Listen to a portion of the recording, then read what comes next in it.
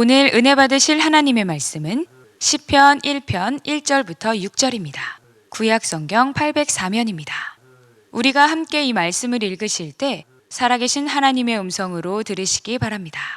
복 있는 사람은 악인들의 꾀를 따르지 아니하며 죄인들의 길에 서지 아니하며 오만한 자들의 자리에 앉지 아니하고 오직 여호와의 율법을 즐거워하여 그의 율법을 주야로 묵상하는도다. 그는 시냇가에 심은 나무가 철을 따라 열매를 맺으며 그 잎사귀가 마르지 아니함 같으니 그가 하는 모든 일이 다 형통하리로다. 악인들은 그렇지 아니하며 오직 바람에 나는 겨와 같도다. 그러므로 악인들은 심판을 견디지 못하며 죄인들이 의인들의 모임에 들지 못하리로다. 무릇 의인들의 길은 여호와께서 인정하시나 악인들의 길은 망하리로다. 반갑습니다. 오늘 시편 1편 말씀을 통해서 아까 들으니까는 말씀 운동을 하시는데 이 말씀이 얼마나 중요한가, 또 말씀을 읽고 또 묵상하고 순종하는 것이 얼마나 복된 것인가 하는 것을 연초부터 쭉 하셨을 터인데 제가 부탁을 받고 좀 다시 한번 새기고 또 새롭게 다짐하는 그런 시간이 됐으면 좋겠다 하는 생각을 갖게 됩니다. 누구나 행복을 추구합니다. 나는 그런 거 필요 없다 하는 분 손 들어보세요. 아무도 안 드셨어요? 설령 나는 행복 같은 거 필요 없다, 나는 행복을 추구하지 않는다, 그거는 좀 불행한 사람이나 그러는 거지, 나는 그런 거 상관없다 아마 하는 분이 있을지도 모릅니다. 그러나 사실 나는 아니라고 말하는 목소리가 크면 클수록 사실 그 내면에서는 참된 행복을 추구하고 있는 게 아닌가 하는 그런 생각을 갖게도 됩니다. 문제는 행복이 무엇인가, 그리고 행복의 조건이 무엇인가 하는 것이 될 것입니다. 그것은 사람마다 다를 것입니다. 사실은 시대에 따라서 흐르는 세대마다도 다르게 됩니다. 며칠 전에 들은 얘기인데 이제 결혼을 위해서 준비하는 가슴 설레는 처녀에게 행복의 조건은 뭐냐 이렇게 할 때 그거야 좋은 신랑 만나는 거다 이렇게 되겠죠. 좋은 신랑이 어떤 사람이 좋은 신랑이냐, 줄여서 말하면 돈키호테 같은 신랑이다. 그게 뭔 말이냐, 돈 있고 키 크고 호방하고 또 그 여자의 마음을 다 어루만져주는 테크닉까지 겸하면, 그러면 아쉬울 게 없겠다, 정말 행복하겠다 이렇게 이제 말을 하겠죠. 제 아내가 그 말을 듣고 자기는 돈키호테는 아니고 키호테를 이제 보고 결혼했다. 돈은 기대도 안 하고 이제 그건 포기한 거죠. 100세 시대입니다. 100세를 바라보거나 하여튼 어르신들 사이에서는 이런 말이 있는 것을 잘 아시죠? 9988 해서 99세까지 팔팔하게 이런 이제 것을 삼고, 그렇게 하면 건강한 것이 어르신들에게는 행복의 큰 조건이 되리라 이렇게 봅니다. 근데 정말로 그러면 행복하냐? 이런 말을 들을 때 구구한 여러 얘기들이 여러 문화권에서 여러 사람들에게 있을 것인데, 성경 오늘 시편 1장에서는 한마디로 그것을 정리해 둔다 이런 생각이 들어요. 우선 처음에 있는 한마디인데 복 있는 사람은 이렇게 나갑니다. 난 이 자체가 엄청난 축복의 말씀이라고 생각하는 것은, 이게 이제 우리말로 번역하기 힘들어서 그러는데 이게 이제 히브리어로 아슈레라고 해서 쭉 나가는 말입니다. 이 말은 장차 이렇게 하면 복을 받을 거다라든지 그러면 행복해질 거다라는 말이기보다는 이런 사람은 이미 행복하다, 이런 사람은 이미 행복을 누리고 있는 사람이다 라는 그런 뜻에서 말하기 때문에, 이것은 행복이 이거냐 저거냐 이게 아니라 이런 사람이 행복하다는 거고, 행복이 있냐 없냐, 당연히 있고, 어떤 사람이 행복하냐 지금 1장에서 대표적으로 보여주고자 하는 것입니다. 어떤 사람이 행복한가? 1절에서는 한마디로 죄를 피하는 사람, 죄 문제를 해결한 사람, 그 사람이 행복하다라고 말을 합니다. 세 가지를 언급하는데요. 악인들의 꾀를 따르지 아니한다, 이렇게 시작이 되죠. 쉽게 말을 한다면 나쁜 생각 안 한다, 뭐 이렇게도 말할 수 있겠죠.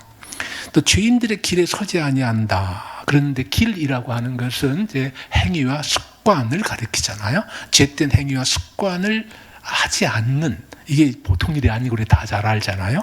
이런 사람은 행복하다 하는 게 두 번째 예시한 거고, 세 번째는 오만한 자들의 자리에 앉지 아니한다 그랬어요. 오만한 사람은 자기가 중심이죠. 남을 무시하죠. 심지어는 하나님까지 무시하는 사람, 이것이 잠언에 말하는 오만한 사람이고 시편도 마찬가지입니다. 그래서 자기 왕국을 세우는데 진력하고 하나님의 나라는 상관하지 않는 사람, 이것을 오만한 자라고 이렇게 말할 수 있겠는데, 근데 여기 행복한 사람은 어떤 사람이냐?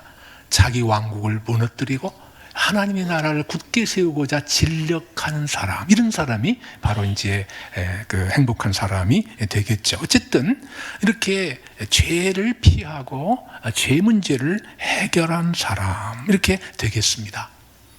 여기서 이제 죄를 얘기할 때 여기 세 가지만 얘기했는데 세 가지가 다다, 이게 죄 다다, 이게 아니고 대표적인 죄를 세 가지로 말한 것입니다. 죄를 행하는 사람을. 그래서 온갖 종류의 모든 죄를 다 1절에서 지금 말하고 있다, 이렇게 봐야 될 것입니다. 그렇게 되면 현대인들이 요즘에 제일 행복의 조건을 삼는 게 무엇입니까? 그것은 소유죠. 현대인들에게 탐욕의 죄는 가장 극성맞은 것이 되어와서 아침부터 저녁까지 소유를, 안정된 소유를, 또 혹은 많은 소유를 누리기 위해서, 혹은 그걸 가지면 행복해지리라 하는 소망을 가지고 노력하고 있는 것이 솔직한 많은 사람들의 얘기가 될 것입니다. 그런데 성경이 이제 보여주는 것은 그게 아니다. 행복은 소유의 문제가 아니다. 아무리 탐욕을 부려서 많은 것을 갖는다고 해도 그 사람이 행복하냐?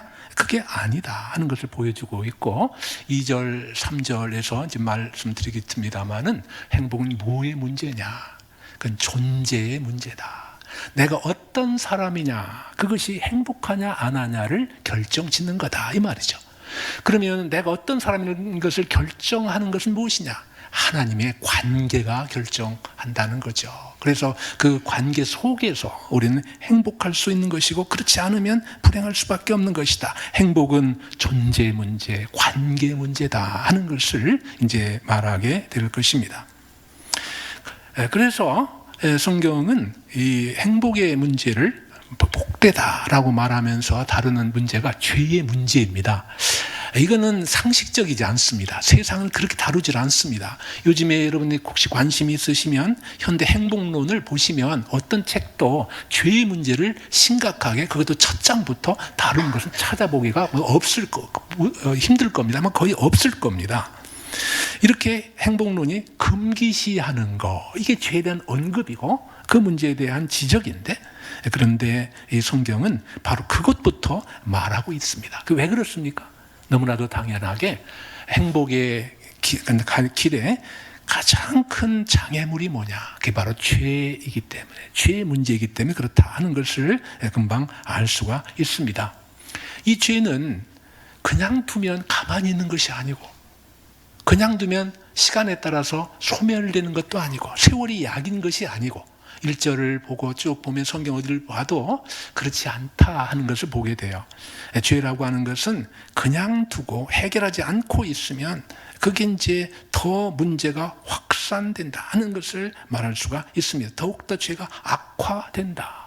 오늘 1절에서도 약간의 암시가 있는데, 그것은 악인이 죄인에서 오만한 자로 하나님까지 무섭게 하는 이런 자리까지 나아가는 것, 또 그리고 그 행습을 보면은 처음에는 길을 쫓아가듯이 하지만은, 그 다음에는 사람을 쫓아가듯이 이렇게 하지만, 그 다음에 길에 들어서 버리고, 그 다음에는 그 자리에 주저앉아 버리는 이런 것들을 통해서 죄가 더욱더 고착화되고 확대되어 가고 그것이 문제가 되어 간다 하는 것을 보여주고 있습니다. 쉽게 생각할 수 있습니다.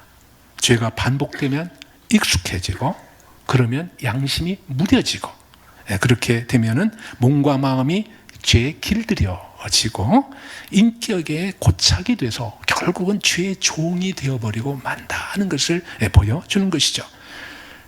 자기는 자유인이라 생각하고 마음껏 생각하고 행복한다는 바로 그것이 결국 어디로 귀착되냐? 그러면 죄의 종이 되어버리고 마는데, 이것을 행복하다고 말할 사람은 아무도 없을 것입니다. 근데 반면에 이제 이 복된 사람, 행복한 사람은 누구냐? 하나님의 은혜로 죄 문제를 해결한 사람이죠. 죄의 사유함을 받고 죄의 세력으로부터도 해방을 받는, 이길 수 있는 그런 사람이 행복한 사람이라, 이 복음의 본질을, 복음의 핵심에 지금 다다르고 있는 것입니다.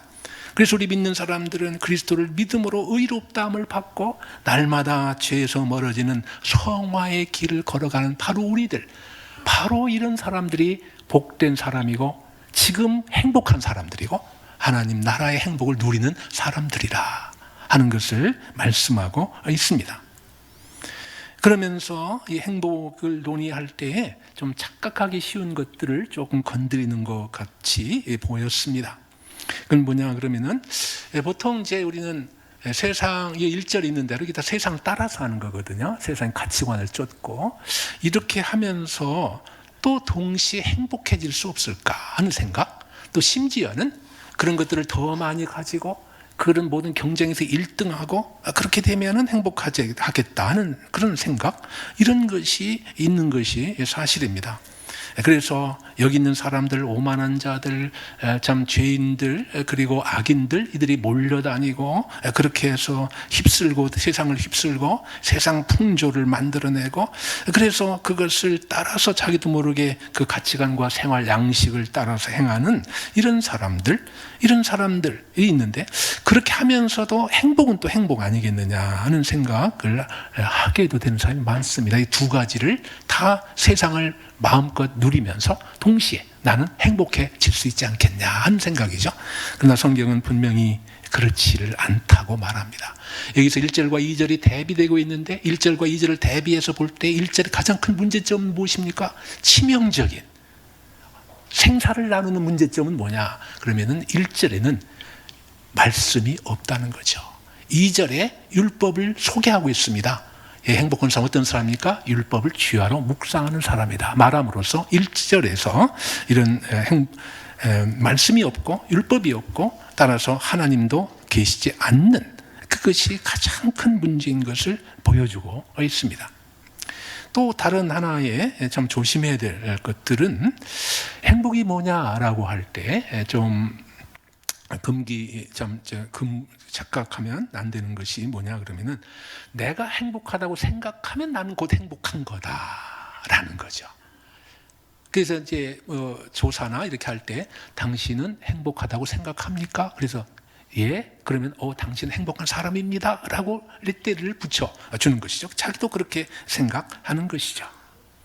또 이렇게 이제 그런 것들을 제도화해서 이제 행복 지수 같은 것도 조사해서 나라별로 등수도 매기고, 그래서 제가 이렇게 본 것 가운데 기억나는 것은 덴마크가 1등이고 우리나라가 59등이고 이런 것도 있고, 또 어떤 조사에는 부탄이라는 조그만 나라가 있어요. 불교 국가, 아주 극빈국이죠. 거기가 1등인 데가 있어요. 그래서 이제 많은 얘기들도 있었고 그랬는데, 그런 것들이 이렇게 나오게 되는데, 과연 이 점수대로 행복하냐, 이 등수대로 행복하냐 라고 하는 것을 묻게 되면 우리는 여러 가지 얘기가 생각이 날 것입니다. 그런데 역시 이 점에 대해서도 제 생각에 하는 이 1장에서 좋은 가이드라인을 준다라고 봐져요. 어떤 사람이 진정한 행복한 사람이냐? 6절에 있는 대로 하나님께서 인정하시는 사람, 하나님께서 그 인생의 길을, 그 인생의 여정을 인정하고 받으시는 사람이 행복한 사람이다 하는 것을 분명하게 말씀하는 것 같습니다. 아마 여기 1절에 소개된 악인들, 또 죄인들, 모만한 자들도 내심 나는 행복하다 혹은 나는 행복을 추구한다 생각했을 거예요. 그건 틀림없어요. 나는 게다가 행복의 지름길을 가고 있다. 왜냐하면 그러기 위해서 편법도 쓰고 죄도 저지르고 상관없지만 어쨌든 그 목표가 뭐냐?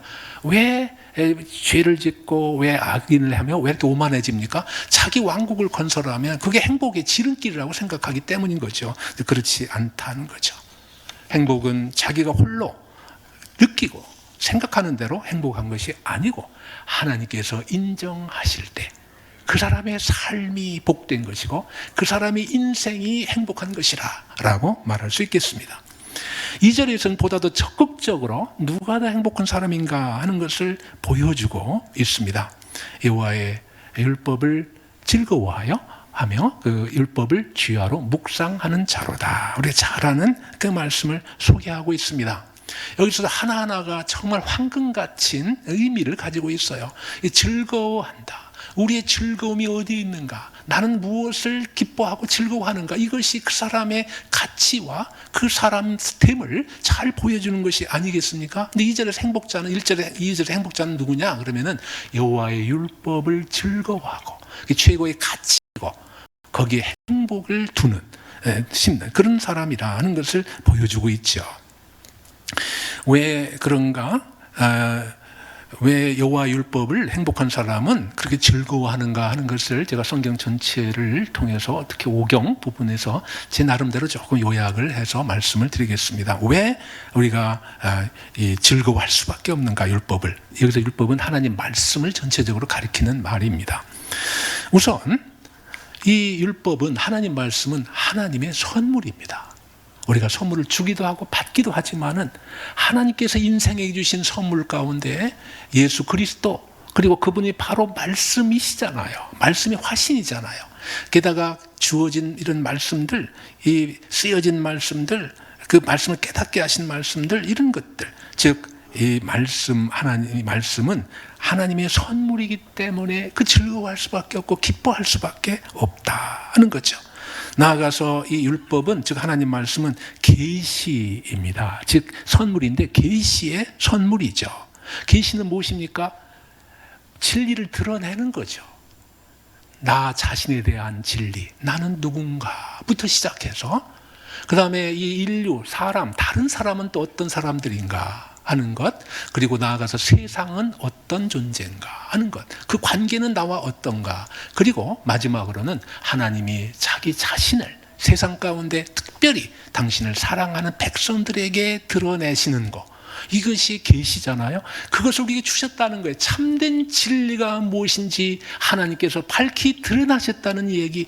이건 사실은 이 온 인류에게 엄청난 축복이고 이것을 아는 모든 사람마다 진리의 하나님께 경배하며 그 말씀을 쫓아 살기로 다짐할 수밖에 없는 그런 종류의 진리를 율법이, 하나님 말씀이 담고 있는 것이죠.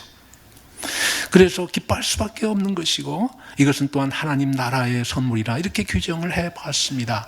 무슨 뜻입니까? 구약시대의 율법을 통해서 하나님께서 다스리셨습니다. 오늘날 마찬가지로 하나님의 뜻, 특히 복음에 나타난 하나님의 그 말씀에 따라서 우리를 다스리고 계십니다. 우리가 말씀을 지킨다는 것, 율법을 묵상하고 율법을 읽는다는 게 무엇입니까? 하나님의 다스림을 받는다는 얘기죠. 우리가 말씀을 읽고 묵상하는 것 자체는 곧 하나님이 지금 나를 다스리고 계신다는 얘기가 되는 것입니다. 이것은 참으로 복된 것입니다. 지도자, 우리가 좋은 지도자 기도도 하셨지만은 좋은 지도자의 축복을 구하지 않았습니까? 이 지도자, 그 지도자, 참 하나님께서 우리를 다스리시는데 바로 말씀을 통해서 다스리기 때문에 이 말씀이야말로 하나님의 백성이 가장 중요한 축복이라 선물이라 이렇게 볼 수가 있겠습니다. 나가서 이것은 율법은 언약의 조건이 되기도 합니다.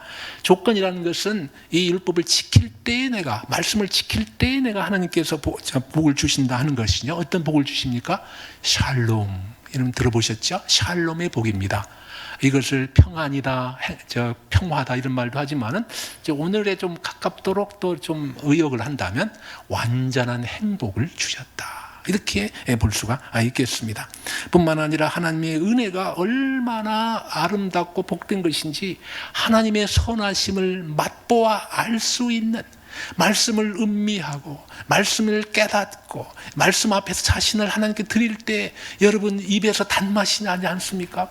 마음속에 저 밑에서 말할 수 없는 희열이 솟구치지 않습니까? 하나님을 알아간다는 것, 그것이 피상적인 지식적인 정보적인 그런 알므로 끝나는 게 아니라 내가 먹고 마실 때 입맛을 다시고 그 아름다운 입맛을 보는 것 같은 그러한 은혜를 주시기 때문에 말씀을 묵상하는 것이 그렇게 복되다, 그런 삶은 행복하다라고 반응이 말씀할 수 있겠습니다.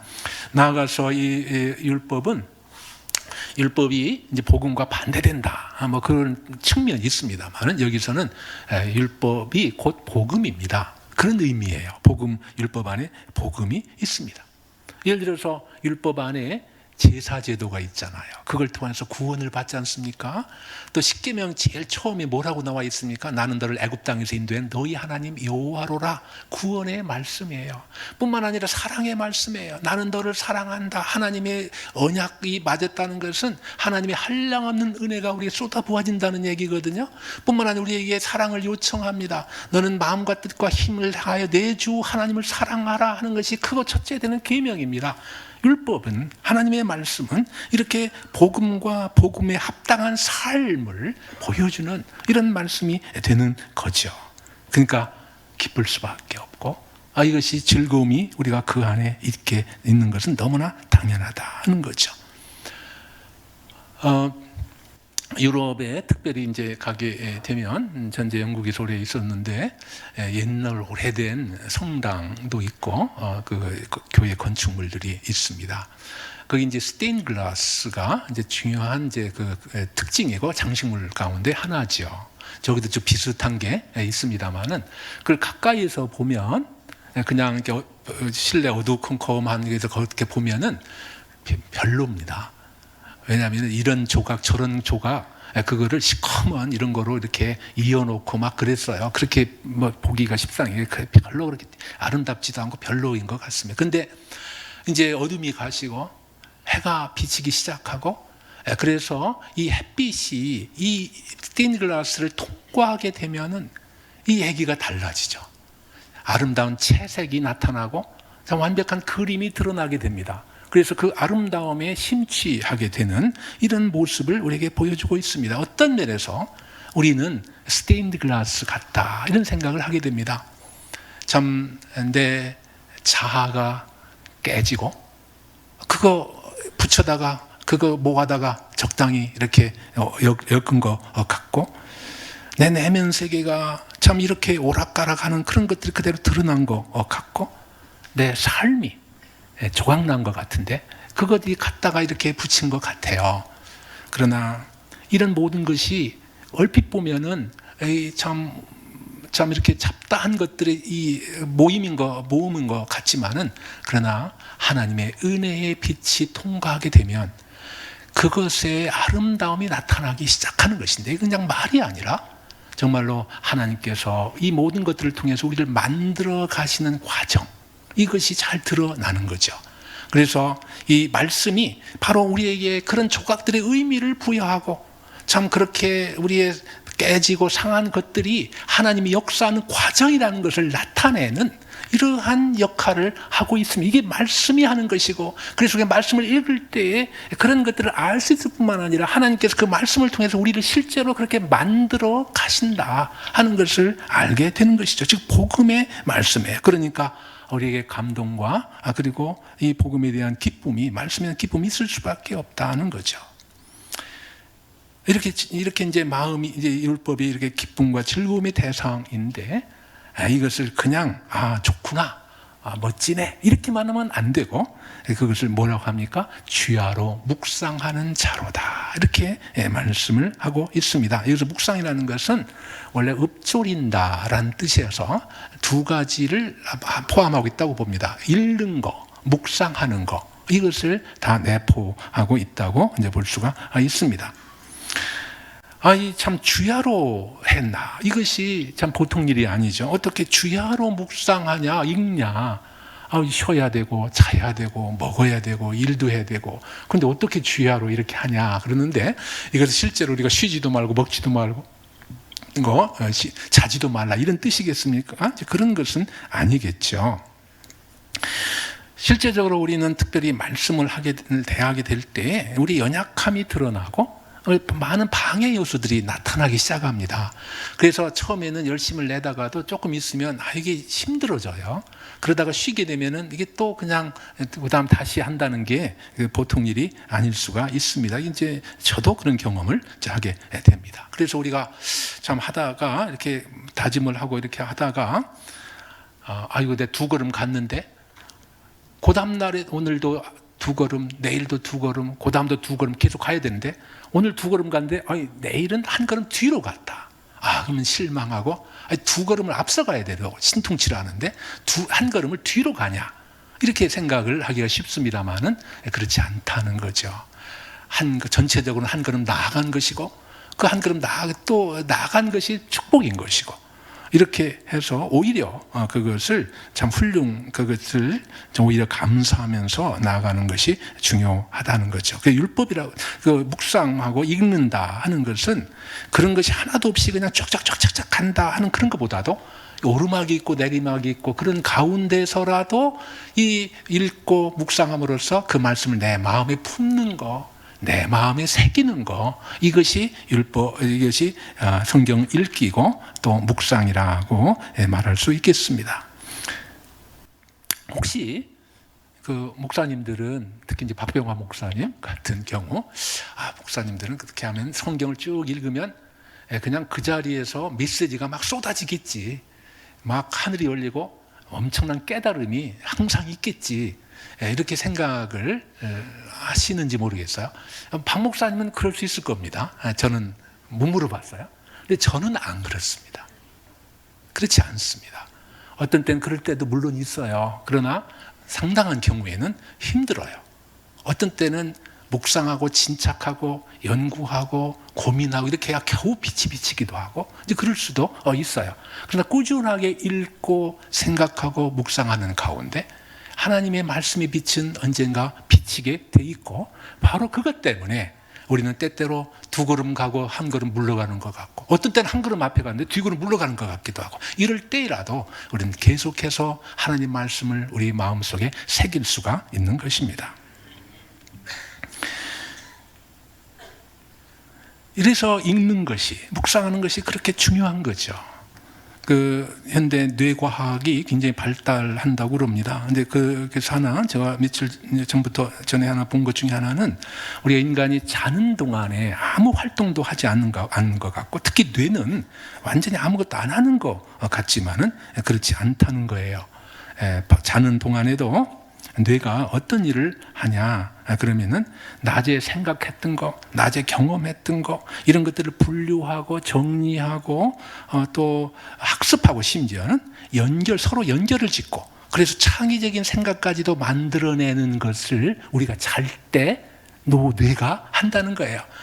이걸 생각하면서 제 마음이 뛰입니다. 여러분도 마찬가지일 겁니다. 하나님 말씀을 내 마음에 품으면 게다가 일반적인 지식, 일반적인 경험 이런 것도 그러할진데 살아계신 하나님의 말씀이 우리 마음에 있을 때에 그 말씀이 연결이 되고 그 말씀이 우리의 심령을 쪼개고 그 말씀이 연결되어서 우리로 하여금 하나님 앞에 나아갈 수 있게 만드는 이런 일을 할 거다 하는 것을 확신을 갖게 됩니다. 성경 읽기가 그렇게 중요한 일을 한다. 그래서 어떤 의미에서는 이걸 다 알고 시편 기자가 쓰진 않았겠지만 주야로 묵상한다 하는 것들이 내가 하는 데까지 할지라도 하나님께서 맡아서 그 말씀을 통해서 나를 빚어가고 만들어 가신다 하는 그런 의미로 받을 수도 있을 것입니다.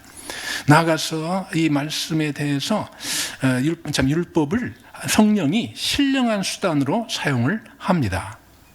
그런 사람들이 행복한 사람이라는 거예요. 참 우리가 잘 아는 대로 하나님께서 말씀을 임재의 수단으로 사용합니다. 말씀이 있는 곳에 말씀하신 하나님이 계신다 하는 거죠. 그리고 하나님은 성령은 말씀을 통해서 역사하시는 거죠. 우리가 말씀을 읽고 묵상할 때에 그 말씀을 통해서 하나님이 우리를 빚어 가신다.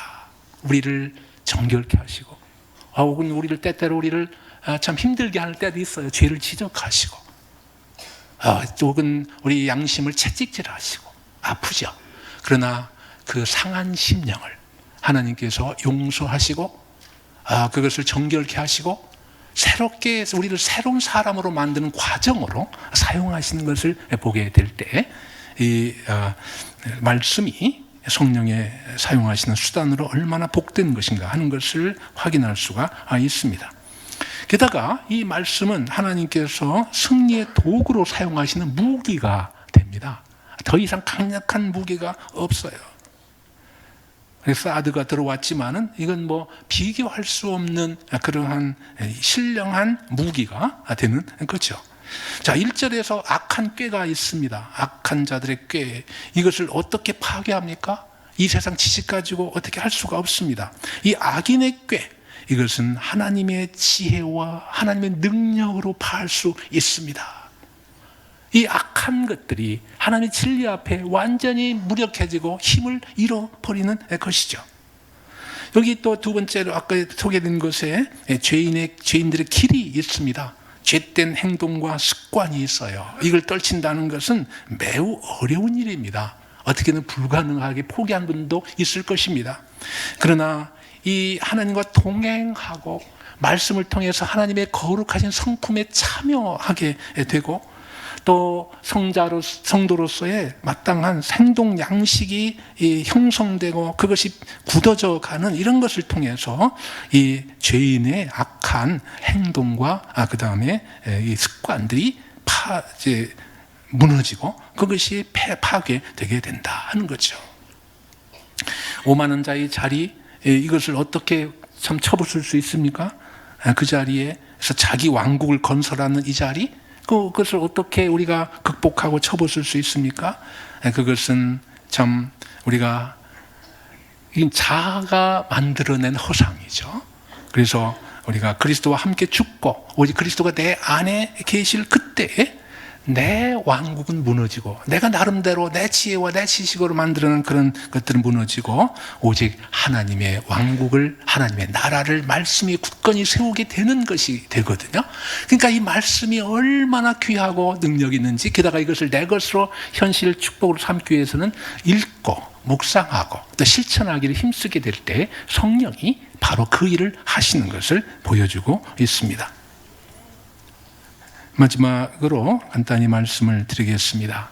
이렇게 두 가지, 하나는 하지 않는 것 혹은 극복한 것, 죄에 대한 문제를 말씀하셔서 행복의 첫 번째 조건을 말한 다음에 두 번째 조건이 뭐였습니까? 하나님의 말씀, 율법을 주야로 묵상하는 것을 소개한 다음에 총정리로 그림을 보여주고 있습니다. 이게 이제 3절인데요. 오늘날 치면 하나님께서 다 이렇게 가르치신 다음에 아예 동영상을 하나 틀어주셨다 할 정도로 시청각 교육을 하고 있어요. 여기 소개되는 게 뭡니까? 시냇가에 심은 나무. 이걸 통해서 보여주고 있어요.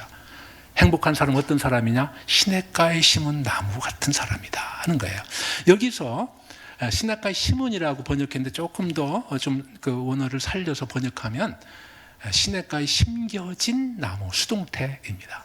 이것을 더 좀 의미를 드러내서 번역하면 하나님이 심은 나무예요. 근데 어떻게 심었냐? 그러면은 하나님이 옮겨 심은 나무. 이게 정확한 번역이자 의미라고 생각을 합니다. 우리가 볼모지에서 어떤 물의 영양의 공급도 없이 열매를 맺을 수도 없고 이파리도 낼 수 없는 그런 곳에서 하나님께서는 에덴 동산 같은 바로 그러한 곳에 옮겨 심어서 언제라도 물을 공급받아서 잎과 그리고 열매를 맺을 수 있는 그런 자리로 허락하신 분이 바로 하나님이신 것인 거죠.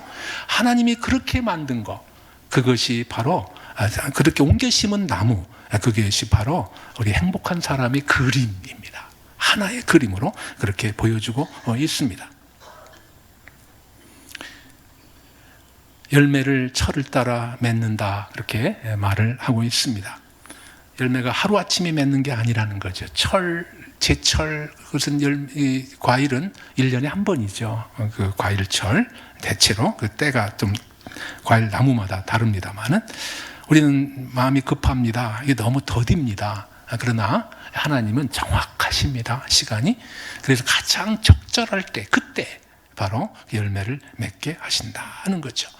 그 열매는 오늘날로 말하면 성령의 열매로 나타나는 예수 그리스도의 성품을 말한다고 보겠습니다. 그렇게 돼서 아까 이제 존재가 행복의 조건이라 이렇게 말씀했는데 참 하나님과 그 관계 속에서 하나님께서 기뻐하시는 사람이 되어질 때, 그럴 때에 열매가 나온다 하는 거죠. 하나님의 자녀가 되었으면 하나님께서 열매를 맺게 하신다 이거죠. 어떤 사람에게요? 말씀을 묵상하고 그 말씀에 사로잡히기를 힘쓰는 그런 사람들에게 하나님께서 열매를 주시고 그리스도의 성품을 닮아가게 하시고 또 삶과 행동에서도 열매를 나타내는 것을 우리는 당연히 기대하게 됩니다. 그런 다음에 마지막으로 결론이 이제 3절쯤에 보면은 뭐라고 되어 있습니까? 그가 하는 모든 일이 다 형통하리로다. 이것이 이제 그 그림의 해석이죠. 아까 보여주신 다 형통하다.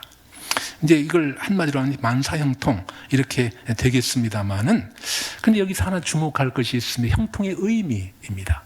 우리가 보통 형통 그러면 내 생각대로 내 뜻대로 다 되는 게 형통이라고 그럽니다. 그런데 성경은 좀 다른 각도를 가지고 있습니다. 성경은 내 뜻대로 되는 것이 형통이 아니라 하나님의 뜻대로 되는 것이 형통이다. 이것을 말씀하고 있습니다. 지금 여기서 예컨대 형통의 모델이라고 하면 구약의 요셉인데, 요셉이 뭐 뜻대로 된 것도 있지만 많은 경우에 뜻대로 안 된 것입니다. 대표적인 것이 형제들의 미움을 받아가지고 애굽으로 종으로 팔려가잖아요. 자기 뜻대로 된 거 아니거든요. 또 나중에는 참 악한 그 주인 마님을 만나가지고 그래가지고 감옥에 가가지고 고생하지 않습니까? 자기 뜻대로 된 게 아니거든요. 그런데 놀라운 것은 하나님께서 그렇게 자기 뜻대로 안 되는 요셉의 삶을 통해서, 요셉의 실패를 통해서 당신의 귀하고 복된 구원의 역사를 이루어 가신다는 점에 있습니다. 그것이 그래서 요셉은 자기 생각대로는 안 됐기 때문에 그런 면에서는 형통하지 않았지만, 하나님은 계획이 완전히 이루어졌기 때문에 하나님의 뜻이 완전히 형통하게 되는 그런 일이 일어나게 된 것이죠. 우리는 그럼에도 불구하고 그래도 나 뜻대로 되는 게 낫다는 생각을 여전히 우리는 갖게 되는 것이 우리의 생각이기가 쉽습니다. 그러나 이 둘 볼 때에 하나님 뜻대로 되는 것이 훨씬 낫다라고 하는 그런 신뢰를 갖는 것이 믿음의 일부이고, 또 사실 이 두 개는 나은 정도가 아니라 비교가 불가능할 정도로 좋다, 이렇게 말할 수 있겠습니다. 말씀을 맺겠습니다. 이 시대 바쁘게 살아가면서 참 할 일도 많고 시급을 다투는 일도 많습니다. 먼저 이것을 해야 된다라고는 우선순위에 커다란 전쟁이 있습니다. 오늘 말씀은 우리의 이런 일들 가운데 우리의 살 길은 어디에 있는가 하는 것을 잘 보여주고 있습니다. 하나님의 말씀에, 거기에 우리의 삶이, 우리의 인생에 근본적인 차이가 있다. 있는 사람과 없는 사람, 이것을 결정짓는 것은 바로 말씀이다 하는 것을 잘 보여주고 있습니다. 그렇게 할 때 성령께서 우리의 생각과 마음과 전인격을 변화시키는 것을 우리가 로마서 12장 1절에 있는 대로 하나님께서 우리의 마음을 새롭게 하셔서 변화를 주신다 하는 것에서 찾아볼 수가 있습니다. 시편 기자는 기도했습니다. 나의 눈을 열어서 주의 법에 기이한 것을 보게 하소서. 이것이 성경을 읽고 기도하는 사람들의 큰 소망이 됩니다. 그러나 우리가 말씀을 읽고 꾸준히 힘들어도 읽고 또 묵상하기를 힘들 때 주님께서 눈을 열어주셔서 주의 법에 기이한 것을, 하나님의 말씀에 오묘한 것을, 그 달고 오묘한 그 말씀을 우리가 참 깨닫고 누리면서 살아갈 수 있다는 것을 약속하고 있습니다. 다윗이 이렇게 기도했습니다. 내 입의 말과 마음의 묵상이 주의 앞에 연락되기를 원합니다. 이게 우리 다 소원이죠. 누구에게요? 그 마음의 묵상이, 이 묵상이라는 것은 읽고 또 묵상한다고 그랬습니다. 그런 사람에게 하나님께서 어떤 복을 내리시냐, 그의 모든 그것을 받으신다, 기쁘게 받으신다 하는 것을 또 보장하고 있습니다. 우리가 말씀 생활을 한다는 것은 당장에 대박을 터뜨리는 것이 아닙니다. 오늘부터 성경 읽기 시작했는데 내일 로또에 당첨됐다, 뭐 이런 일은 아마도 없을 겁니다. 우리가 그럼에도 불구하고 죄와 세상과 싸울 때 작은 승리를 주십니다. 근데 작은 승리는 곧 큰 승리입니다. 질적으로 볼 때 작은 승리나 큰 승리나 아무 차이가 없습니다. 다 같이 하나님께서 주신 말씀의 능력으로 우리는 승리하는 것입니다. 그렇게 해서 작은 승리가 쌓일 때 큰 승리가 되고, 그래서 오늘 교회의 그 모토 표어대로 말씀으로 세상을 승리하는, 죄와 세상을 승리하는 이런 축복이 우리 가운데 있게 될 것입니다. 참 잘하신 줄로 압니다. 이 말씀에 읽고 이렇게 하는 일에 온 교회가 하나가 돼서 진력한다는 거, 참으로 복된 일이고, 축하의 말씀과 더불어 이제 봄철이 되고 나른하고 해서 혹시 조금 흐트러졌다고 한다면은 이 말씀의 이 복됨을 다시 한번 일깨워서 확인하시고 더 힘있게 나아가시는 여러분이 되시기를 주의 이름으로 축원드립니다. 기도하겠습니다. 하나님 아버지, 참 주님께서 계시의 말씀을 인생에게 허락하시고 저의 마음을 열어 그 말씀을 통해서 주님을 영접할 수 있는 귀한 축복을 주시니 감사를 드립니다. 하나님 아버지, 이 말씀을 읽고 묵상하고 이 말씀을 먹고 마음에 새기기를 소원하는 주의 성도들에게 귀한 축복을 허락하여 주시옵소서.